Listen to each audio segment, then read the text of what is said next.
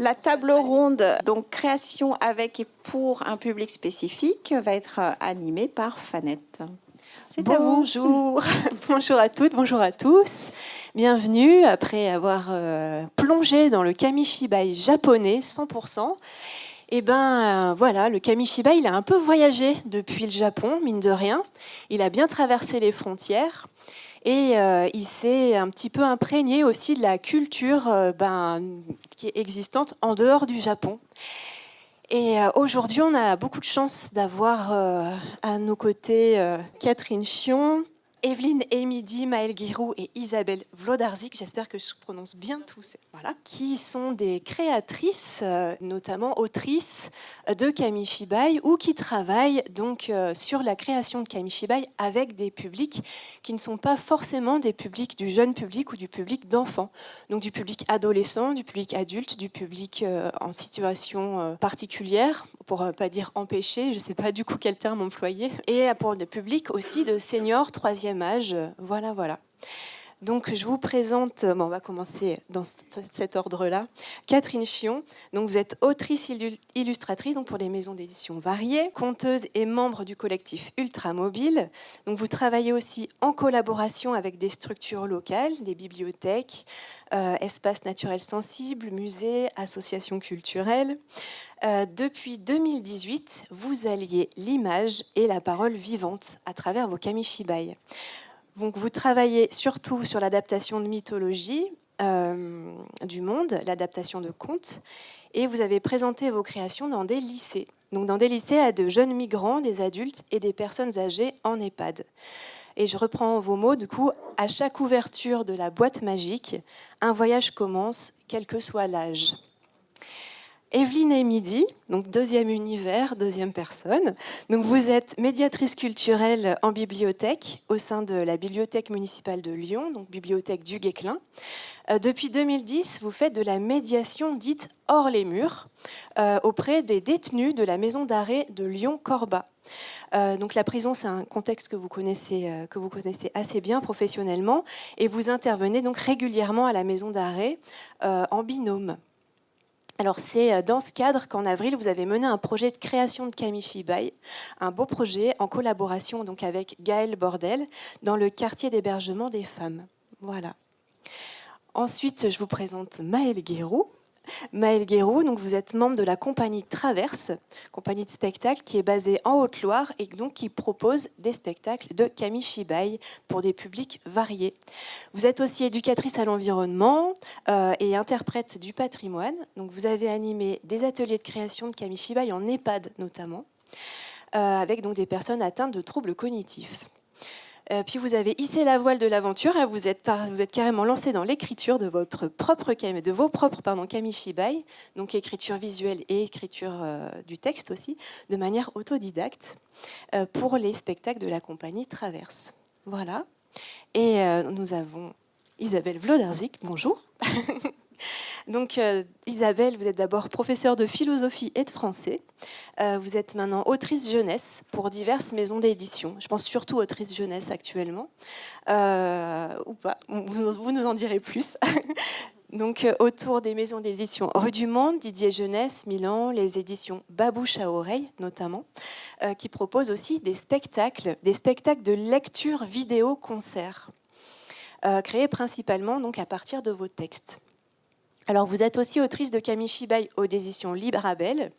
Donc, voilà, il y a des kamishibai qui sont édités, qui sont exposés notamment. Et vous animez régulièrement des ateliers avec des adolescents.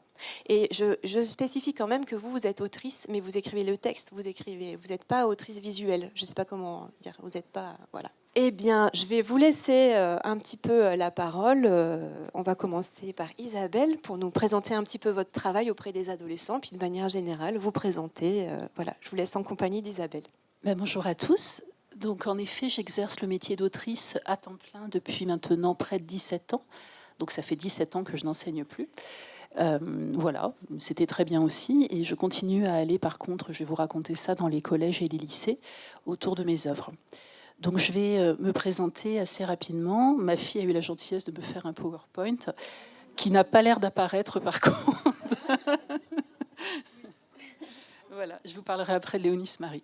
Voilà, donc j'écris à la fois des albums pour la jeunesse, des romans pour la jeunesse et aussi pour les adultes parfois, même si je fais moins d'incursions en littérature générale. Il m'arrive d'écrire aussi des documentaires, voilà, donc toutes sortes de choses, et des kamishibai.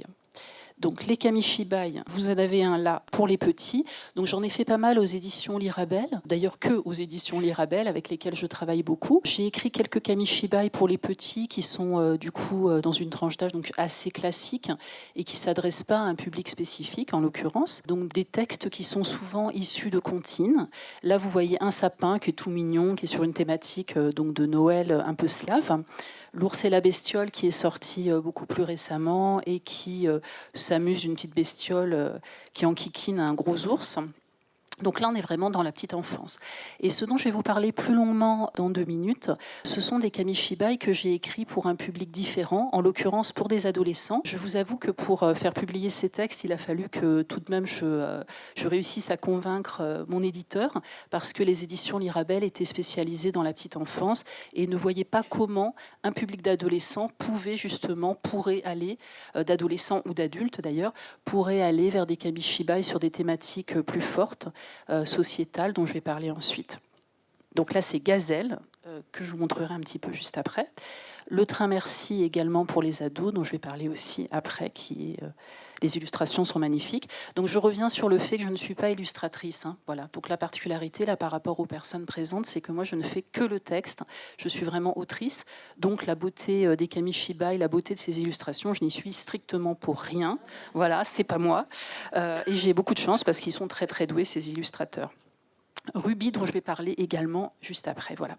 Donc pour me présenter, je fais également, donc je donne des spectacles également autour de mes œuvres. Ce que vient de dire Fanette, ce sont des spectacles qui sont des lectures en musique avec le saxophoniste Pierre Diaz. Et en l'occurrence, nous avons adapté l'essentiel de mes kamishibai en spectacle. Donc on revient un petit peu par rapport à l'historique qui a été fait autour des kamishibai. On a repris un peu cette idée d'oralité, de spectacle vivant autour d'un texte que je lis. Voilà, c'est quelque chose que j'apprécie beaucoup. Je trouve que c'est vraiment intéressant justement pour des publics spécifiques. Ça me permet vraiment d'aborder autrement les choses. Enfin, je fais aussi des livres audio, donc je suis narratrice, je prête ma voix. Ça va un peu dans le même sens. Et puis, je donne des ateliers. Et ces ateliers peuvent porter, entre autres, sur des kamishibai. Et c'est là que je vais vous parler un petit peu plus de Ruby, en l'occurrence. Donc Ruby, c'est un kamishibai qui est né d'un atelier qui s'est déroulé pendant plusieurs années à l'ODEV avec 4 musiciens de jazz. Donc c'est pour vous montrer un petit peu la création de spectacles et la manière d'allier finalement le texte à l'oralité et là plus largement au spectacle vivant. Ruby, c'est un projet qui a été donc créé avec 2 classes. Les petits étaient en CE1. C'était des tout petits, donc en l'occurrence en REP+, donc dans un quartier considéré comme REP+, donc des enfants plutôt qui n'avaient pas accès à la culture, qui pour moi est un public empêché à part entière. Et ça a été un projet magnifique puisque pendant plusieurs années, j'ai écrit ce texte autour de la première petite fille noire à être entrée dans une école de blanc, donc Ruby Bridges. C'est moi qui ai écrit le texte. Puis des musiciens de jazz sont venus dans l'école pendant plusieurs années et les enfants ont écrit des chansons autour de Ruby, autour de ce texte. Et on en a fait un spectacle qu'ils ont donné lorsqu'ils étaient en 6e. Voilà. Ça a été enregistré en studio, donc c'est aussi un CD qui est sorti, qui a été produit par un festival de jazz Hérolté, et donc Jazz à Junas. Et c'était une expérience comme ça pendant plusieurs années, avec des petits qui n'avaient vraiment, sincèrement, pas accès à la culture, qui découvraient ce qu'était un saxophone, qui découvraient parfois des livres et qui en avaient peu chez eux. Donc c'était vraiment une expérience extrêmement riche qui s'est traduite par la création d'un livre. Donc ça, c'est vraiment ce que j'aime faire, c'est-à-dire créer des ateliers qui vont de l'atelier d'écriture jusqu'à la publication du livre parfois. J'ai eu la chance d'en réaliser quelques-uns et c'est vraiment un grand plaisir pour moi. Du coup, je vais vous parler un petit peu de Gazelle parce que, donc pour revenir à mes kamishibai pour les ados, et adultes. Donc Gazelle, c'est aussi un projet qui a été mené à la base dans un collège. En l'occurrence, c'était un atelier d'écriture dans une classe un peu particulière, qui était une classe réserve, dans laquelle étaient inclus des enfants en situation de handicap. Donc c'était des élèves de 5e, des enfants qui étaient inclus, c'est-à-dire qu'ils avaient cours avec le reste de la classe, mais les 2/3 de la classe, j'ai jamais vu ça ailleurs, donc je ne sais pas si c'est un dispositif qui a été généralisé dans l'éducation nationale. C'était la première fois que je voyais une classe comme ça, où les 2/3 des enfants étaient en situation de handicap. Les handicaps en question, ça allait de la dyslexie au TSA, à l'autisme. Problématique qui m'intéressait d'autant plus que mon fils est autiste et que c'est une des raisons pour lesquelles j'ai créé aussi ces livres. Donc en l'occurrence, je suis venue pendant plusieurs mois. On a ensemble travaillé sur l'histoire d'un jeune Érythréen que j'avais moi-même découvert dans une coupure de journal dans Le Monde. Il y a de ça déjà pas mal d'années, mais malheureusement c'est encore d'actualité. Et ce jeune Érythréen, comme tous les Érythréens, à 16 ans, devait devenir soldat à vie, puisque c'est la réalité pour tous les jeunes Érythréens à partir de 16 ans. C'est pour ça qu'il y a tant d'Érythréens qui fuient leur pays. Et ce jeune, comme tant d'autres, a voulu partir. Il a donc traversé la Libye avec tous ses périls. Souvent, les Érythréens sont enlevés. Enfin, c'est épouvantable la situation pour fuir. Puis, il est arrivé, par chance, il a réussi momentanément à arriver au bord de la Méditerranée. Il a payé un passeur, il est monté dans un bateau et malheureusement, c'est assez affreux, le bateau a sombré avec l'ensemble des personnes qui étaient à bord. Sauf que mon jeune garçon, mon jeune adolescent, il était en train d'écrire, au moment où le bateau a sombré, il était en train d'écrire un poème à sa gazelle, à son amoureuse qu'il allait rejoindre en Europe, en Italie. Et donc ce texte, Gazelle, j'ai décidé de le terminer pour lui, avec donc ses élèves au départ, puis ensuite avec les éditions Les Rabels pour donner naissance à ce Kamishibai. Donc c'est un Kamishibai très poétique. Les illustrations, encore une fois, je n'y suis pour rien, sont magnifiques. Enfin, moi je les adore. Donc de Juan Bernabéu, c'est extrêmement coloré. Je l'ai ramené, si j'ai 2 secondes, je vous montrerai quelques planches. Et donc ce texte, je le lis aujourd'hui à des collégiens, à des lycéens, à des adultes parfois également, et ça fonctionne parfaitement. C'est-à-dire que pour moi, vraiment, le Kamishibai, c'est vraiment un outil extraordinaire de lecture dans les endroits où des élèves n'ont pas envie de lire, des élèves n'ont pas accès parfois à la lecture. Donc moi, j'ai testé ça beaucoup sur mon propre fils, en fait, qui n'est pas lecteur et qui arrive à rester concentré, à regarder les images par sa dynamique, par le côté mouvant, par le côté justement pas statique, et parce que c'est pas lui qui lit, ça lui est lu, arrive à écouter une histoire. Donc Gazelle, ça fait partie de mes textes pour les adolescents et les adultes, encore une fois, et qui me permet de... Enfin, c'est un vrai plaisir parce que quand je vais dans les collèges, je peux avoir des élèves qui sont en situation de handicap, je peux avoir des gamins qui sont juste dyslexiques ou qu'on aura le bol de l'école, comme beaucoup d'ados. Je peux avoir le premier de la classe aussi, et tout le monde va écouter, tout le monde va s'intéresser à un texte qui, pourtant, est fait essentiellement d'images. Voilà. Donc ce que j'essaye dans tout mon travail de combattre, c'est l'idée que les images sont réservées aux petits. Voilà. Et qu'on peut écrire des livres, créer des livres qui s'adressent à tous les âges, alors qu'ils ne sont faits quasiment que d'images, même s'il y a quand même un peu de mots. Et je vous montre aussi le train Merci. Donc le train Merci, c'est un Kamishibai pareil, intergénérationnel. Et l'idée m'est venue en faisant des recherches pour un roman historique qui portait sur la guerre d'Espagne. Donc j'étais aux archives, à Besançon en l'occurrence, et je farfouille dans les liasses d'archives, donc c'est toujours des gros cartons avec plein de documents, en l'occurrence beaucoup de noms de personnes qui ont été internées dans des camps, et subitement arrive au milieu de cette liasse un petit document qui parle d'un train Merci. Alors, je ne sais pas si vous le connaissez, le train Merci, mais moi, je ne le connaissais absolument pas. Le train Merci, c'est un train qui a circulé en 1947 à l'initiative d'un cheminot en France qui a décidé d'affréter ce train et de le faire circuler dans toutes les grandes villes françaises pour que les Français remercient les Alliés de nous avoir sauvés et d'avoir fait circuler un premier train qui s'appelait le train de l'amitié, qui était, lui, entièrement rempli de nourriture, de denrées. Et donc le train s'est arrêté dans chaque grande ville. Et le but, c'était que les gens mettent dans ce train des cadeaux de leur choix. Évidemment, on est au lendemain de la guerre. Les gens n'ont pas grand-chose. Et dans le train Merci, les gens ont mis des choses tout à fait ordinaires. Une femme a par exemple mis sa robe de mariée parce que son mari est mort pendant la guerre. elle n'était pas encore mariée, son futur mari est mort pendant la guerre et donc elle a décidé d'offrir sa robe de mariée. Un homme est revenu de Dachau avec une théière dont il estime qu'il lui a sauvé la vie et il a décidé de le mettre dans le train Merci. Des enfants ont mis dans ce train des dessins, tout simplement.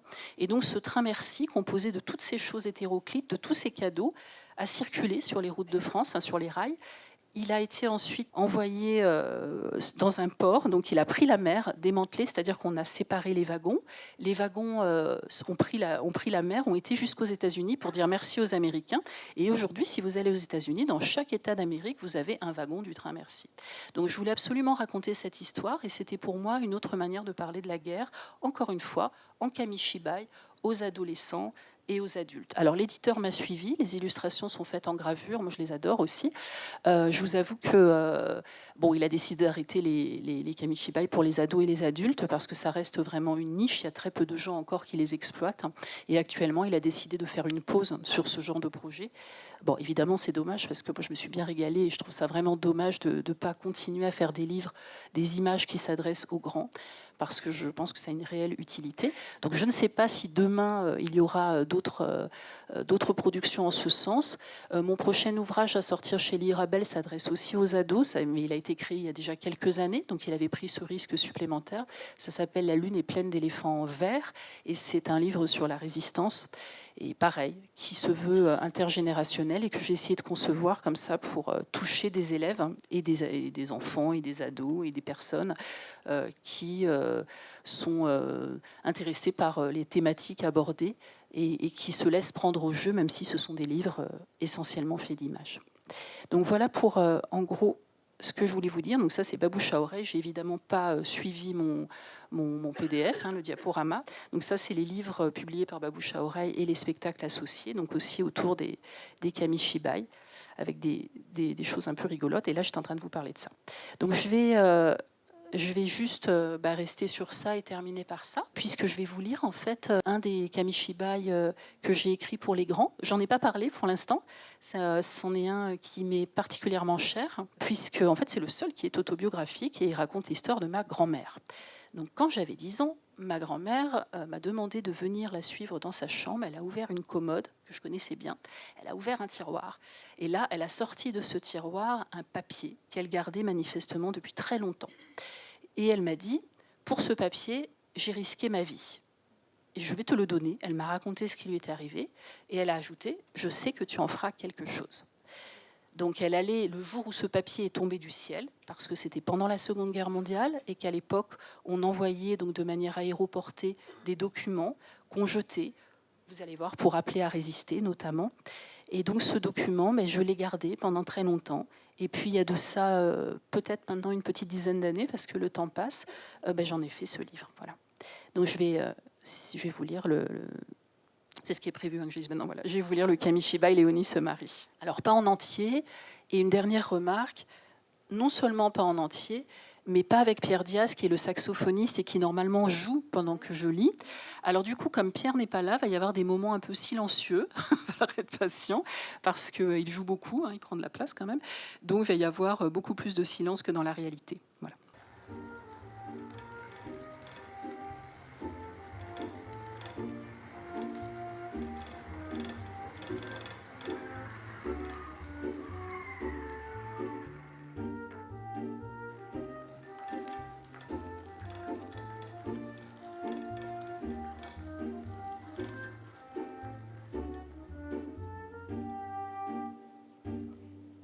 Dehors, il fait soleil.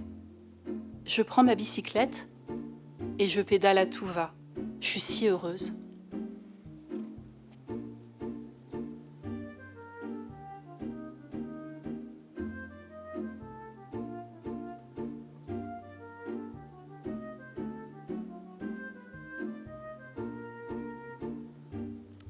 J'entends à peine les avions qui grondent au-dessus de ma tête. Je fonce à travers champs, au milieu des pâquerettes. Aujourd'hui, Léonie se marie.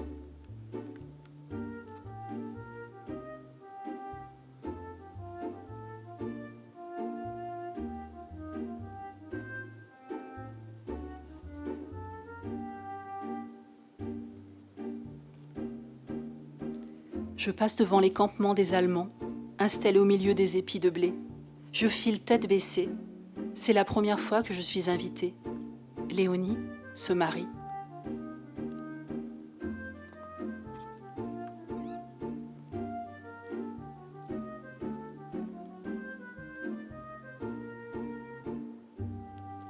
Léonie, c'est ma meilleure amie, même si elle est plus grande que moi. Elle aura une robe de mariée et on fera la fête. Peu importe ce qu'il y aura à manger. Maman dit qu'il ne faut pas se marier pendant la guerre. Ce n'est pas le moment de s'aimer.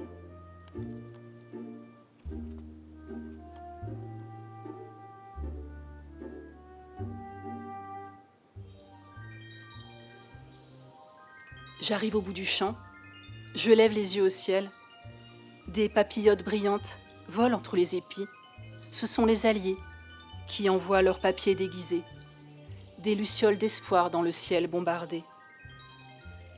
J'ai tellement envie de les ramasser. Je les montrerai à Léonie. Ce serait mon cadeau, puisque Léonie se marie.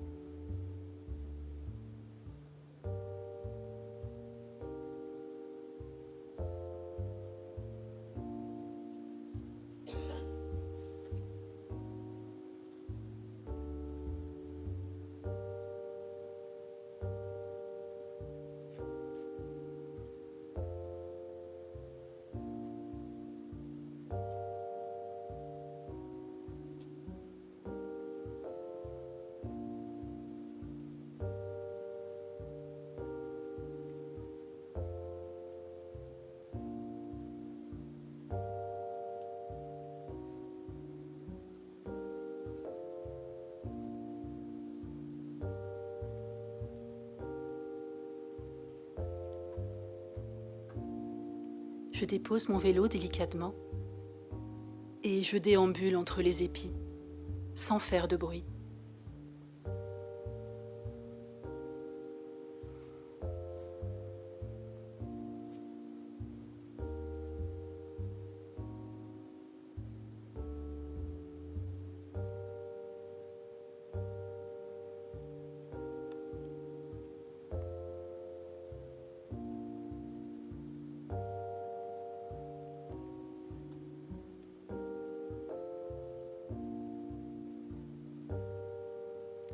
Les papillotes, enveloppées dans leur papier d'alu, me font de l'œil. Je tends la main pour en attraper une et...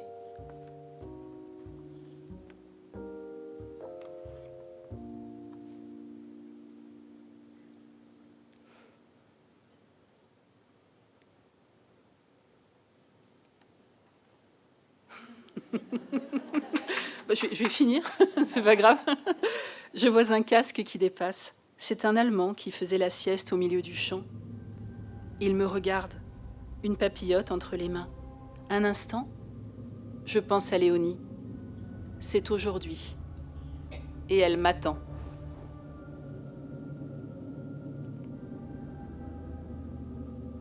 Le soldat pose sa main sur son fusil. J'ai si peur que je lui souris. Il doit voir la terreur qui me glace le fond des yeux.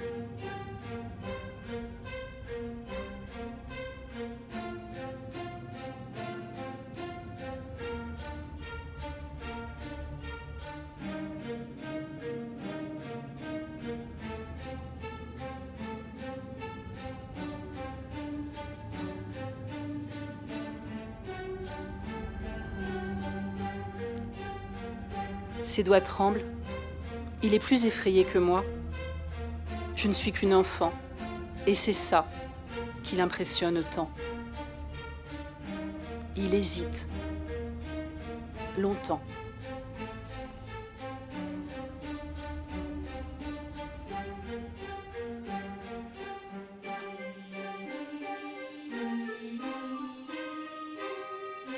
Il me tend la papillote, sans un mot, sans un murmure.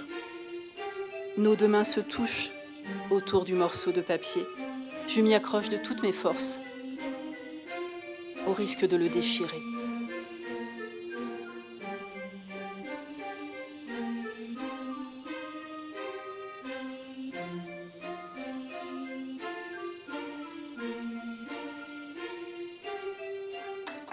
Merci.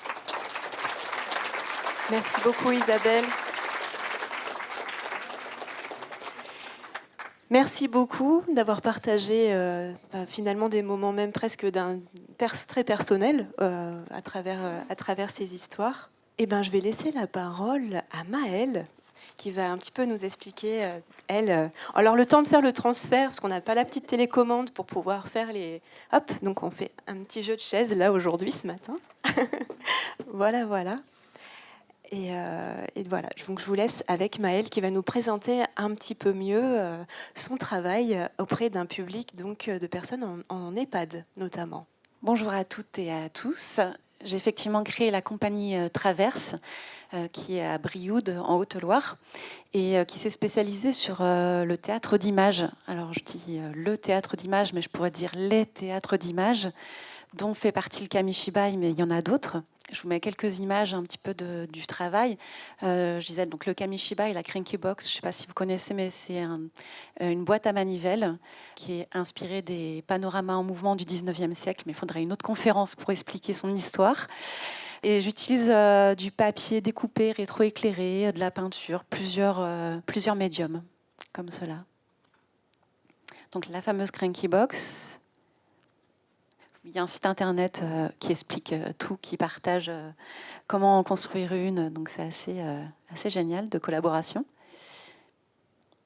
Ça, c'est un travail plus récent où là, je fais des peintures sur bois ou sur papier pour mes spectacles.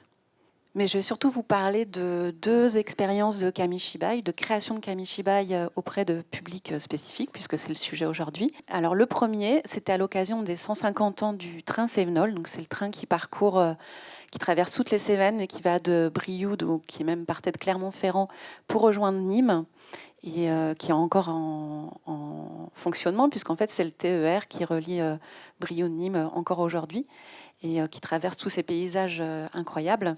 Et donc, ils ont célébré les 150 ans, je crois que c'était en 2021. Et à cette occasion, la communauté de communes des Rives du Haut-Allier m'a demandé de créer un Kamishibai à partir de textes, de souvenirs qui se sont déroulés en fait dans les gares du train Cévenol.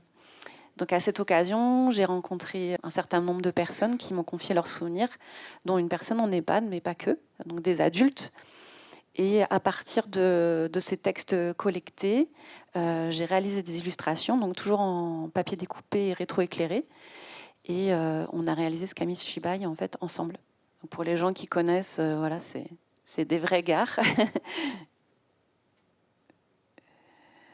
Ça, c'est un morceau de texte. Donc j'ai utilisé du texte que moi j'ai écrit, mêlé au collectage des personnes qui ont parfois totalement écrit les textes. Donc c'est des poèmes que j'ai intégrés à l'histoire. Encore une autre image. Donc c'est des souvenirs qui datent à la fois des années 40 jusqu'à aujourd'hui.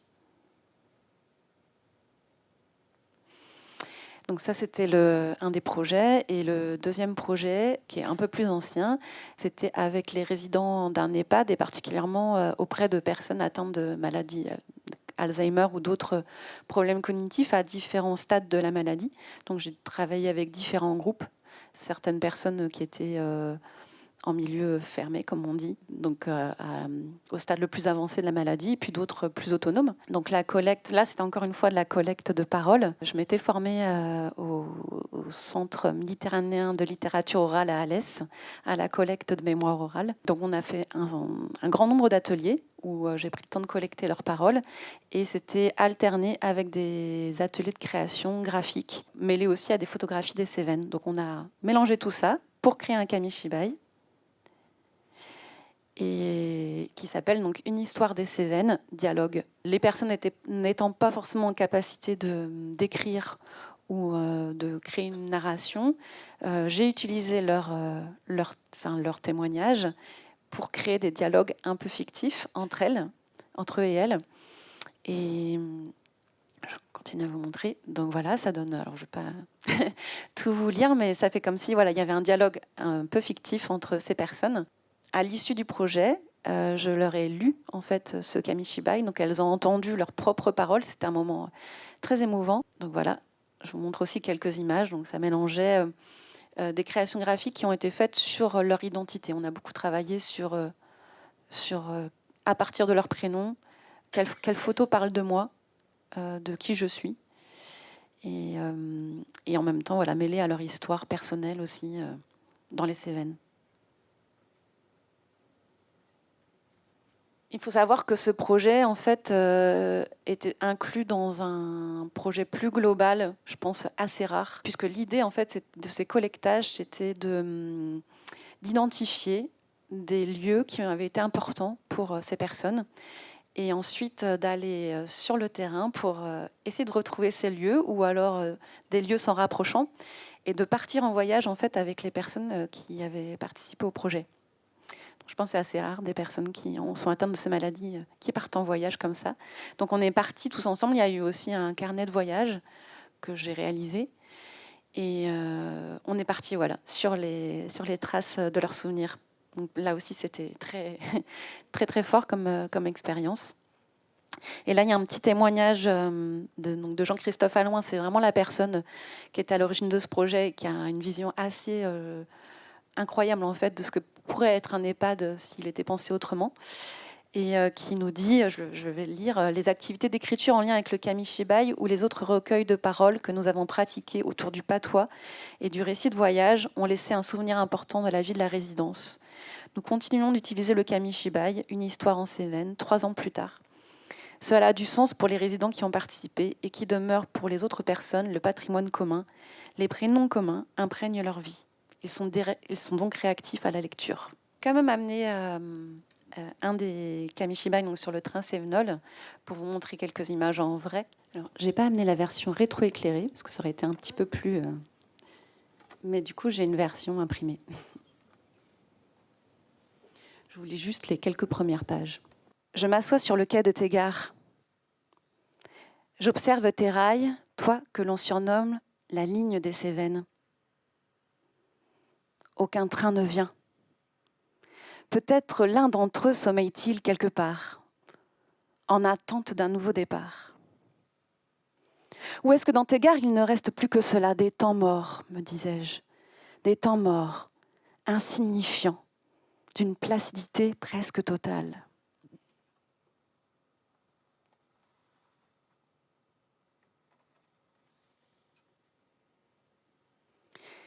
Et puis je regarde tes traverses.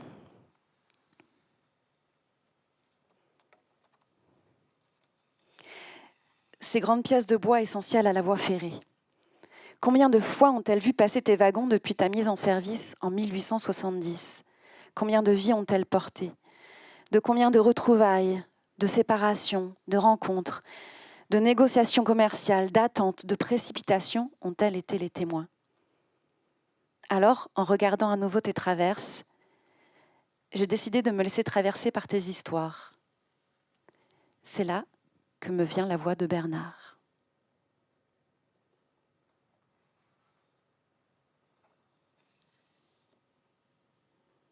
À Polaguet, une fois par mois, le lundi, c'était jour de foire. Avec mes parents et mon frère, on devait y mener les bêtes. Il y avait plusieurs kilomètres à faire à pied. Sur le chemin, on retrouvait nos voisins et leurs animaux. Les agneaux partaient dans tous les sens, il fallait bien les ramasser. D'autres fois, c'était les veaux, et certains ne voulaient pas marcher.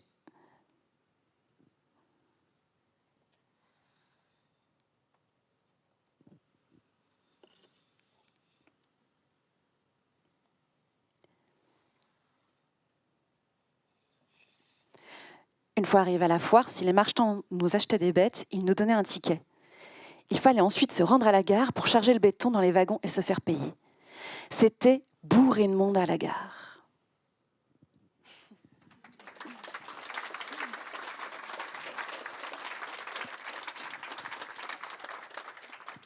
Voilà, juste pour terminer, pour dire que cette histoire a été intégrée dans un spectacle et cette histoire est aussi accompagnée d'un musicien. Mais on en parlera juste après, justement dans la table ronde. Ça change beaucoup de choses. Merci beaucoup Maëlle, merci. Eh bien, Evelyne, est-ce que tu te sens prête à présenter un peu le magnifique projet que vous avez mené cette année, donc avec Gaëlle, c'est ça, Gaëlle Bordel, toutes les deux, donc qui est dans la salle, donc voilà. Mais il y a des choses à ajouter ou autres. Bonjour à tout le monde.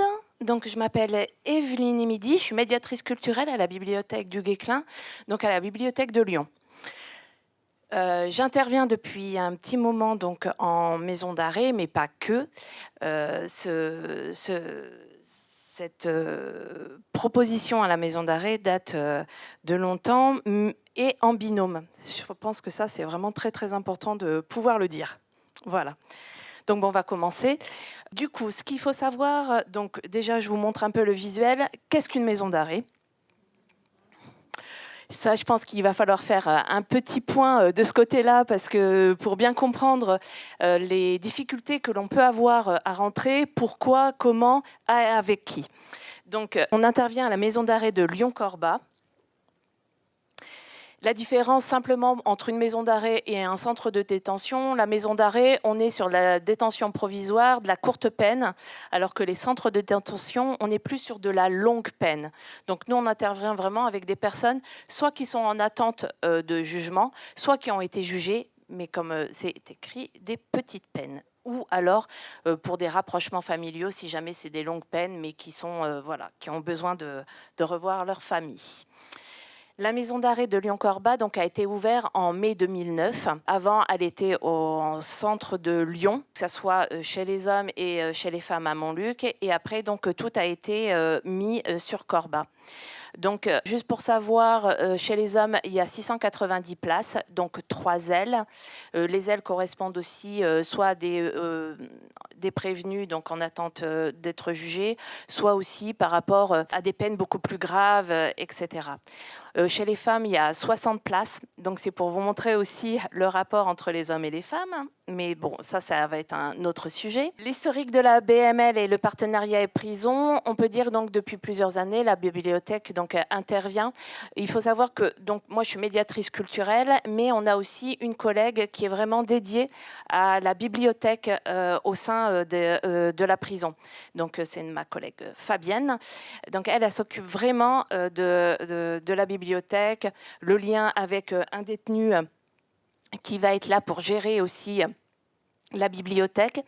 Et nous, donc, en tant que médiatrice culturelle, on va intervenir plus sur les activités, sur des propositions auprès de ce public-là, que ce soit chez les hommes ou chez les femmes. Et il n'y a pas que les médiateurs, pardon, je pense à Jeanne ou voilà.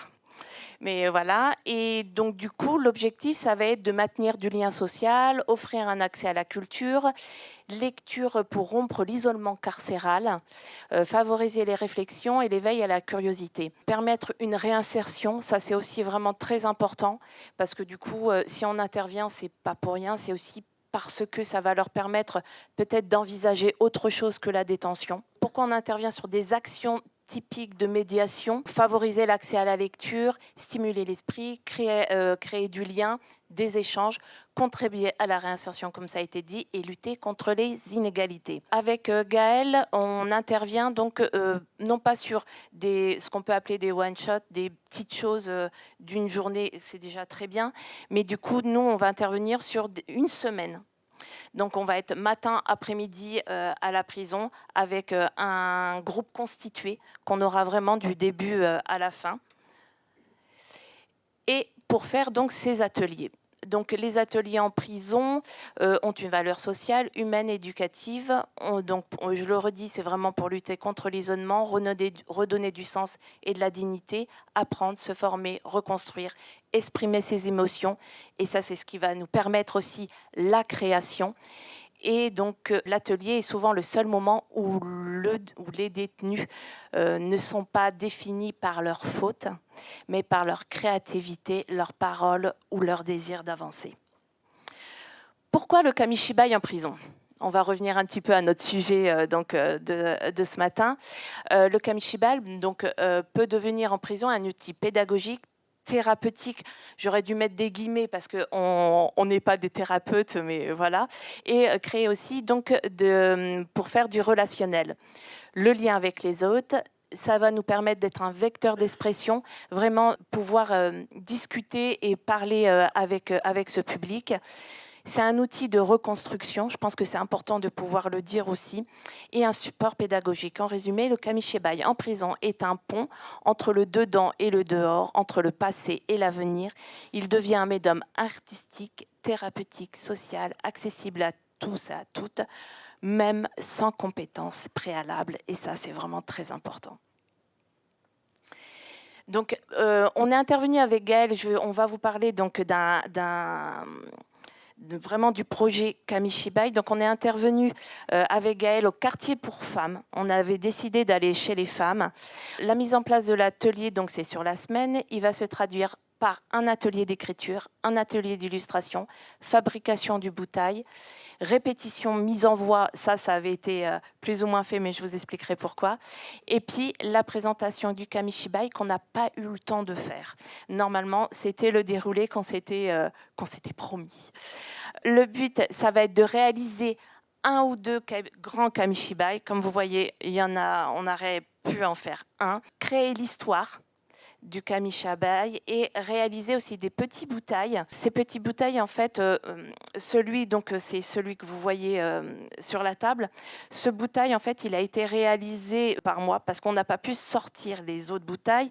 Je les ai pas non plus en photo parce qu'on n'a pas eu la validation. Ça, c'est aussi une difficulté. Il faut savoir que tout ce qui rentre dans la prison, ça va être noté, ça va être signalé, mais nous, on ne va pas pouvoir forcément sortir tout ce que l'on va créer aussi en prison. Donc, c'est un petit peu compliqué. Donc, le travail en amont avec Gaëlle, ça va être de répertorier tout le matériel, c'est-à-dire la moindre agrafe, la moindre paire de ciseaux à bourron, bien entendu, ça va être noté. Donc, ça, c'est simplement pour vous montrer un petit peu tout ce qu'il peut y avoir. Et on a aussi un lien important avec la médiatrice culturelle à la prison qui va nous permettre aussi de pouvoir nous donner des choses. Au préalable, on a réalisé un déroulé, c'est-à-dire que chaque matin, chaque après-midi, enfin chaque demi-journée et chaque jour, ça va être noté. On essaie aussi de le timer parce que pour nous, c'est important de savoir, mince, est-ce qu'on va pouvoir tout rentrer sur cette journée ? Il vaut mieux en mettre plus que moins, parce que se retrouver face à un groupe en huis clos, ça peut être un petit peu compliqué. La réalisation, donc c'était Petite Bouteille que je voulais vous montrer, mais ça n'a pas pu se faire. On a eu 11 participantes de 20 à plus de 50 ans. Donc le matin, on était sur l'écriture, l'après-midi sur la création. On a bien réalisé 11 petites bouteilles, le grand bouteille, 9 planches illustrées et une histoire composée. Donc voilà les images, le kamishibai, et donc, qui est présent aussi, je vous présenterai tout à l'heure. Et exemple aussi d'exercice, parce que du coup, l'atelier va être aussi proposé avec des petits exercices, des petits moments où elles vont pouvoir aussi se libérer sur certaines choses. Et entre autres, on avait décidé de faire un petit cadavre esquis. Tout bête, je ne sais pas si vous connaissez ce procédé. On prend une feuille, une phrase, on cache la phrase et on le passe à son voisin. Et il y a juste un ou deux mots qui sont à la fin qui permet à l'autre personne de pouvoir continuer. Et ça peut donner ce genre de petit texte. Donc je vais vous lire. Dans la maison d'arrêt pour femmes de Corba se trouvaient des femmes qui toute leur vie travaillaient, étaient beaucoup chargées, mais vivaient sa best life. Vivaient sa best life. Était un rêve réel qui vivait avec beaucoup de bonheur. Ce bonheur, on le veut ou pas, mais dans la vie, c'est un choix. On a toujours le choix, ce qui n'est pas facile pour autant. Il fallait décider de qui choisir parmi tous ces beaux gosses. Avec des shorts roses à paillettes. On a beaucoup aimé les shorts à paillettes. Des baskets scintillantes à talons. Des talons. Les talons scintillent de mille feux. Voilà pourquoi tout le monde est émerveillé. Donc ça, c'en est un autre, mais bon, on va peut-être passer. Et après, donc, c'est l'histoire qui a été réalisée. Donc, Eric et le cœur du dragon. Voilà. Donc, je vais vous faire l'histoire. J'espère que vous en avez tous envie. Merci. Alors, pour la petite information, c'est la première fois que je le présente. Merci pour votre indulgence. Est-ce qu'on t'applaudit pour te redonner du courage? Allez, Allez. merci. Normalement, ça tient. Éric et le cœur du dragon, histoire écrite par les femmes à la maison d'arrêt de Lyon-Corba. Dans un château isolé, une porte magique menait à un royaume enchanté. Au cœur de ce royaume se dressait l'arbre du bonheur, sous lequel reposait un cœur magique, déposé par une sorcière maléfique nommée Nikara. La terreur qu'elle aspirait paralysait tous les villageois, à l'exception d'un jeune garçon, Éric, curieux, malin, qui pressentait qu'un sombre mystère entourait leur contrée. Craignant la menace, le sage du royaume rassembla les habitants afin de capturer la sorcière. Pour y parvenir, ils avaient besoin d'un élu, et Éric cachait en lui un pouvoir unique. Non loin de là, une grotte abritait un majestueux dragon aux écailles rouges, violettes, scintillantes, endormi depuis très longtemps. Cette grotte était sombre et haute comme une montagne. Ce lieu obscur et glacial était orné de stalactites tranchantes. La rumeur disait que le dragon avait été ensorcelé par Nikara et que seul le diamant magique détenu par elle pouvait lever la malédiction. Déterminés à sauver leur royaume, les villageois décidèrent de partir en quête de ce joyau. Éric, doté d'une stature hors norme, était le seul capable d'accéder à la cachette secrète où Nikara gardait le diamant. Cependant, cette cachette se trouvait si loin qu'il devait s'y rendre sur le dos d'un dragon. Bravant les dangers, ils atteignirent une montagne infranchissable hérissée de ronces de plantes carnivores. En contournant l'obstacle, il découvrit la porte magique qui le transporta directement dans l'antre de la grotte. Là, baignait une lumière éclatante. Il vit un halo étincelant. Grâce à la clé qu'il portait autour du cou, il ouvrit le coffre où la sorcière enfermait précieusement la pierre et s'en empara. Mais au même moment, attiré par la force du diamant, un viking échoua sur la côte et approchait de la grotte. Alors les villageois arrivés aperçurent la sorcière s'envolant sur le dos du dragon ensorcelé. Le viking agrippa la queue du monstre et le combat éclata. Épée, arme magique en main, ils affrontèrent le dragon qui, affaibli, ne pouvait plus cracher de flammes. C'est alors qu'Éric intervient, brandissant la pierre précieuse, et grâce à son pouvoir, il insuffla une nouvelle force au dragon, qui se transforma en son véritable être, son propre grand-père. Lorsque la bataille prit fin et que Nikara disparut sans laisser de traces, Éric retrouva avec émotion son grand-père. Celui-ci révéla alors un secret gardé depuis des années, l'identité du père d'Éric. En voyant la stature imposante du viking, l'enfant comprit immédiatement la vérité. Son père n'était autre que le viking échoué sur la côte. Avec la disparition de la sorcière, la paix revint et le peuple féerique célébra leur victoire. Éric, désormais reconnu par l'élu, comme l'élu, hérita du destin glorieux qui l'attendait. Il était appelé à devenir un grand viking, protecteur du royaume et gardien de son héritage. Endalok.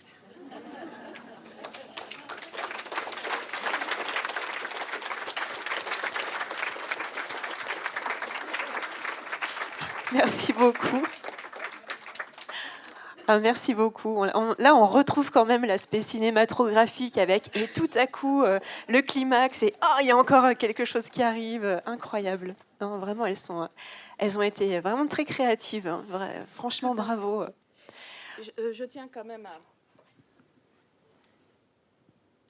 à donner une petite précision. Le texte, c'est elle. L'illustration, c'est bien elle. On a fait juste quelques retouches au niveau pour que ça soit cohérent au niveau de l'histoire, parce que c'est pas évident quand même en une semaine de pouvoir faire tout ça. Mais voilà, on essaie un minimum de pouvoir moduler ou orienter aussi la création de ces personnes, de ces femmes. Voilà, merci.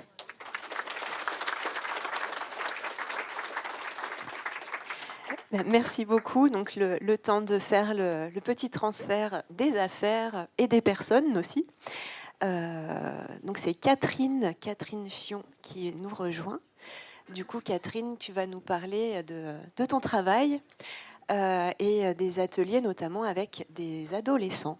Bonjour à tous. Alors moi, je suis une vieille illustratrice depuis plus de 40 ans. C'est mon métier d'origine. Et j'oserais dire une jeune conteuse depuis une dizaine d'années. J'ai toujours aimé raconter quand même. Et en 2018, j'ai rencontré Georgette Bastian, au bord du Rhône, qui voulait monter un collectif Kamishibai. Et j'ai plongé dedans assez rapidement. Et je dirais que ça a changé ma vie professionnelle et créative. Parce que j'aime mon métier, hein, mais c'est un peu un métier d'ours. On est toujours derrière sa table à dessin, on dessine, on envoie nos images, on voit jamais notre public. Et là, je choisis des histoires que j'ai envie d'illustrer. Je les crée et je les raconte au public. Et c'est vraiment un grand bonheur. Moi, je raconte, j'adapte surtout des contes. J'ai toujours aimé les contes.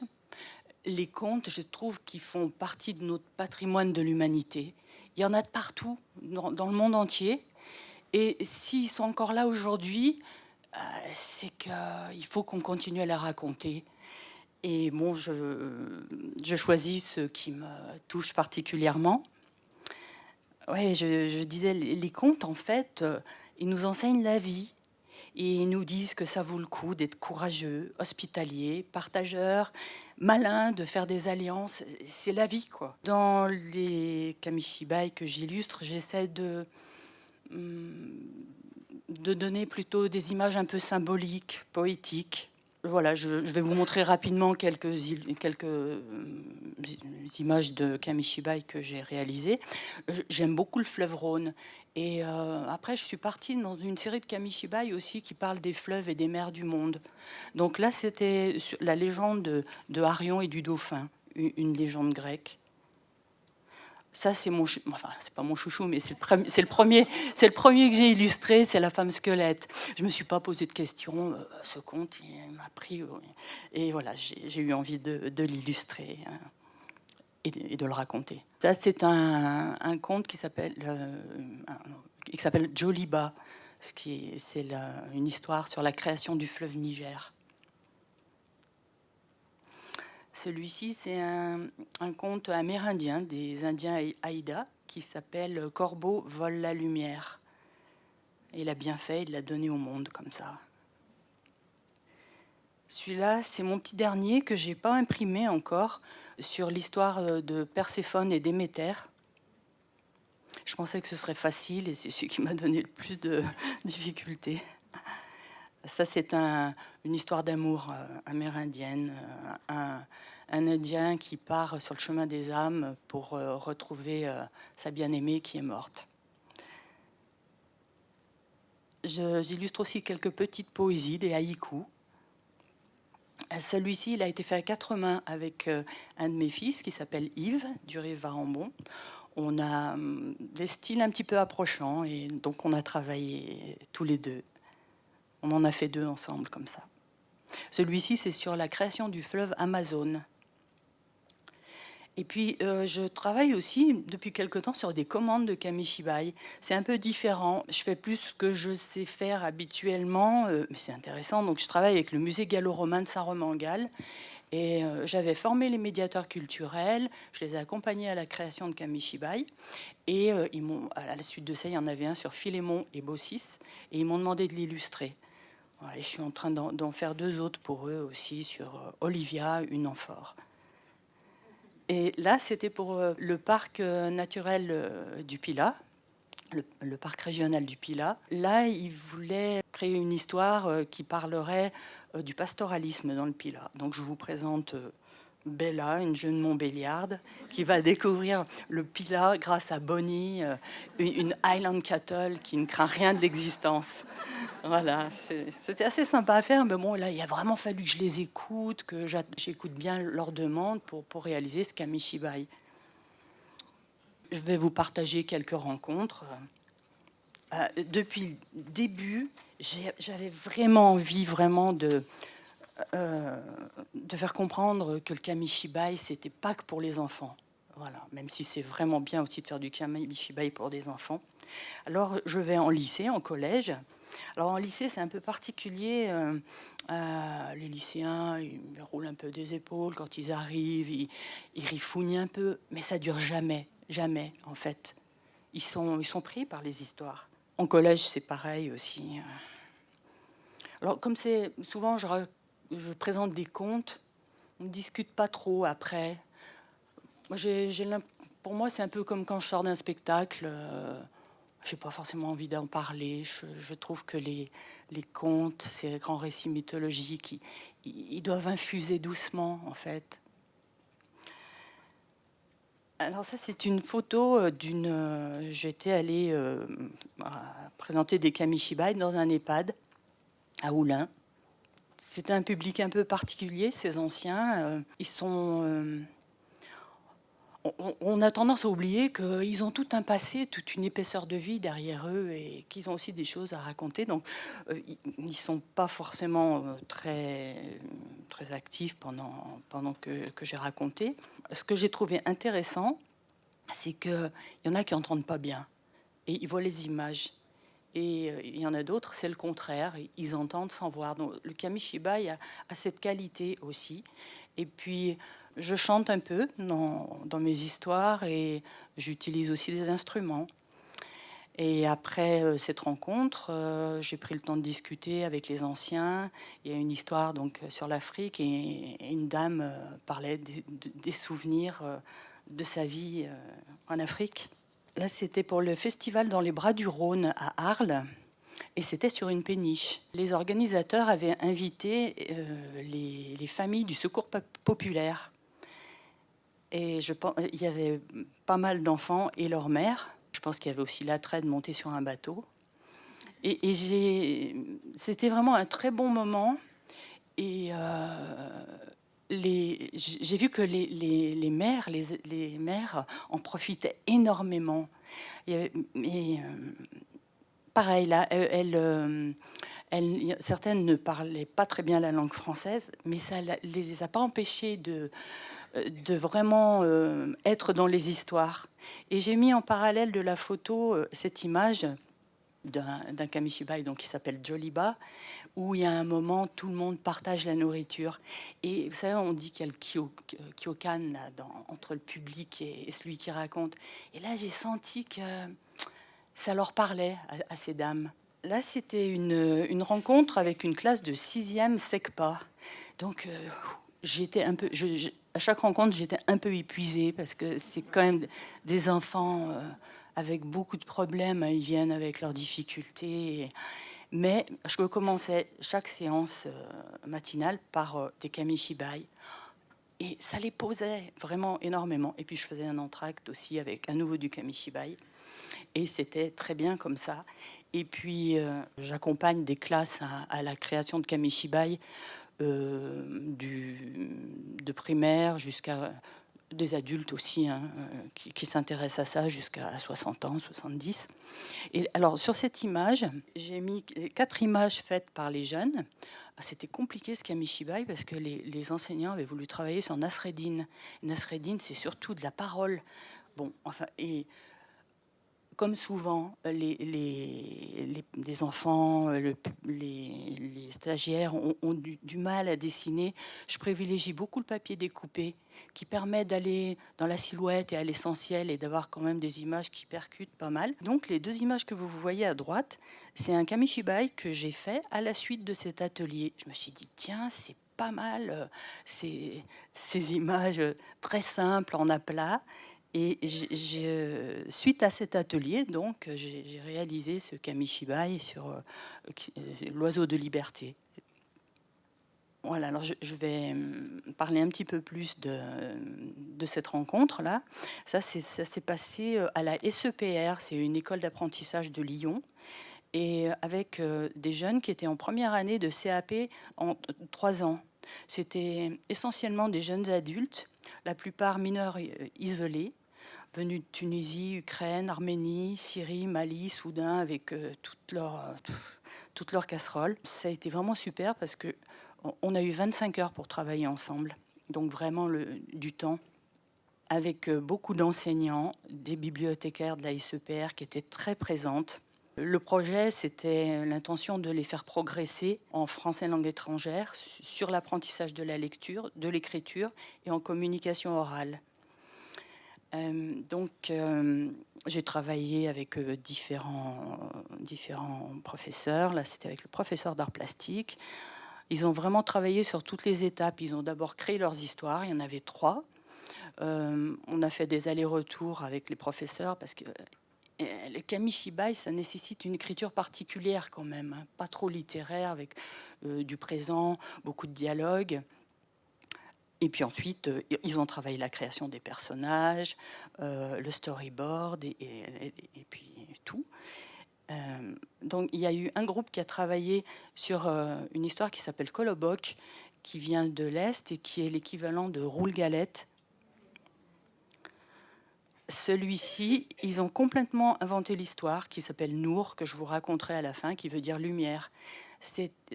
M'a beaucoup touché ce kamishibai parce que on sentait vraiment que dans les images, les jeunes mettaient vraiment des choses de leur vie, vraiment. Et celui-ci, c'était sur Nelson Mandela. Donc, on est allé jusqu'au bout, hein, jusqu'au spectacle, et on a fait de la théâtralisation, de la mise en voix. Ça, c'était juste quelques minutes avant le spectacle. Certains, au début du projet, avaient dit « Ah non, non, mais moi, je raconterai rien du tout, je dirai rien. » Tous ont travaillé 1, 2 phrases, mais ils ont tous vraiment joué le jeu. Et on a fait un repas à la fin, les bibliothécaires avaient apporté à manger, mais ils sont tous arrivés avec des plats qu'ils avaient cuisinés eux. Cet atelier, ça a vraiment été un moment très très fort, vraiment. Et c'était mis sur leur 31. Je vous lis un petit texte écrit par une des enseignantes qui a porté ce projet. Ce projet a marqué les esprits, favorisant une très bonne ambiance de travail, une entraide forte dans la classe et des liens qui durent dans le temps entre les jeunes et également avec l'équipe enseignante. Ces jeunes au parcours difficile ont une joie de vivre et une détermination unique, souvent très discrets et ne font pas de vagues. Ce projet a permis de les valoriser et de les mettre en lumière. Et oui, au moment du spectacle, c'était assez fabuleux parce qu'il y avait plein d'adultes. Il y avait un jeune, Kamal, c'est 3 maîtres de stage lui ont fait la surprise de venir. Il y avait des éducateurs, c'était vraiment très, très, très fort. Voilà, donc je vais vous raconter l'histoire de Nour pour terminer. C'est une manière de les honorer.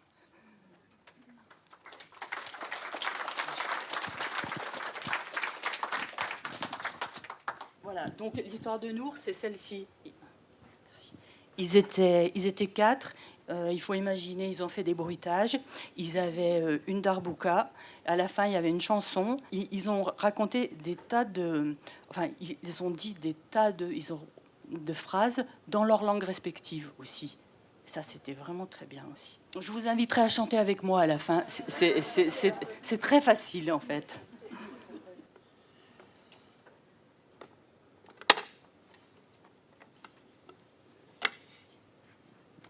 Ça va à peu près? Nour, une histoire écrite et illustrée par Ibrahima Touré, Abdel Aziz, Kamal et Marie-Glenn.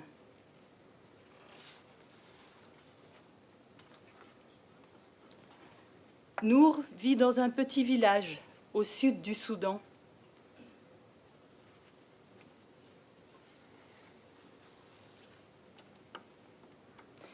Nour est différent, il est albinos et ça ne plaît pas à tout le monde.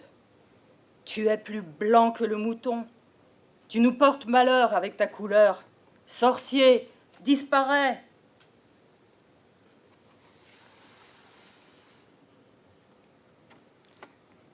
Quand il est trop triste, Nour se réfugie auprès de son ami, le grand baobab. Sa mère l'avait mise au monde au pied de celui-ci. Elle est morte en lui donnant la vie et en implorant l'arbre de protéger son enfant. L'arbre a promis, et depuis ce jour, Nour a des pouvoirs. Il peut comprendre le langage des arbres et communiquer avec eux.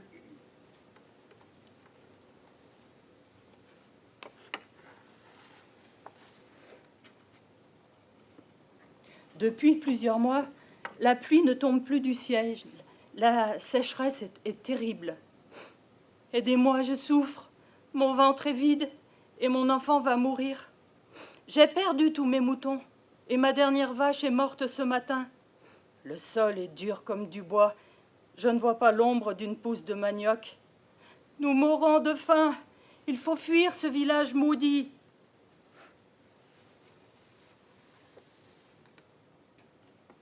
Les gens prient, les guérisseurs et les féticheurs font des offrandes. Mais ça ne marche pas.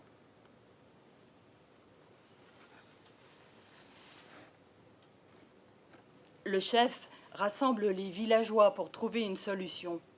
Mes amis, une légende raconte que seuls les fruits du baobab, en touchant le sol, peuvent faire venir la pluie. Si nous demandions à la girafe de les attraper? Oui, oui, c'est une bonne idée. Oui, oui, bien sûr. La girafe essaye, mais ça ne marche pas. L'éléphant essaye, ça ne marche toujours pas. Même les chèvres et les singes n'y arrivent pas. Rien à faire. Le baobab refuse de donner ses fruits.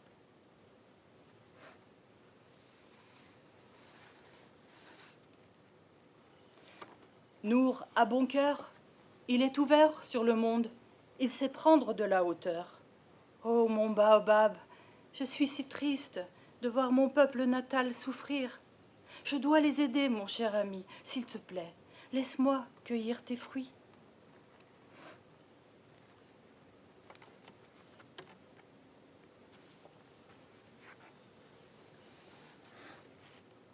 Et le baobab baisse doucement ses branches pour que Nour cueille les fruits et les dépose sur le sol.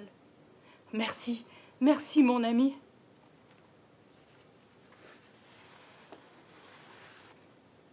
Plic-ploc, plic-ploc, plic-ploc, plic-ploc, plic-ploc, plic-ploc. Mais qu'est-ce que c'est? C'est la pluie. La pluie est de retour. La pluie est de retour. Vive Nour! La pluie est de retour. La pluie est de retour. La vieille Kumba danse autour du baobab. Elle entraîne tout le village. La joie est immense.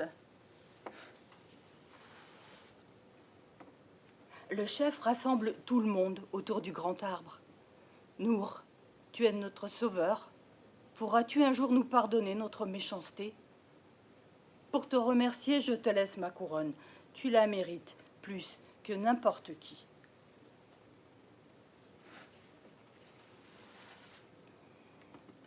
Doum, doum, djembé, balafa, kalimbon, sabar, tchékéré, kalbas résonnent toute la nuit.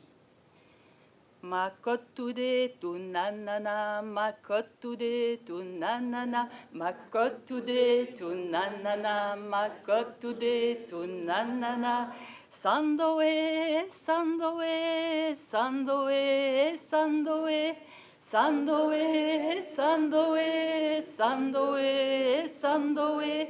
Chou chou chou et chou chou et ta, chou chou chou et chou chou et ta. Chou chou chou et chou chou et ta, chou chou chou et chou chou et ta.